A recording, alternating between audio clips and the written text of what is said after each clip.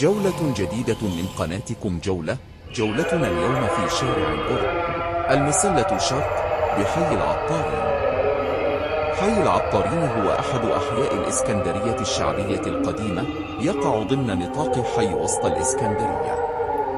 التسمية: سمي الحي بهذا الاسم لوجود سوق العطارين بوسط الإسكندرية عندما كانت مركزا تجاريا مهما، واشتهرت بتجارة التوابل خاصة في ظل الفتح الإسلامي لمصر، وكانت سوق العطارين مشهورة بالتوابل والعطور، بل اعتبرت من أشهر أسواق العطارة في العالم.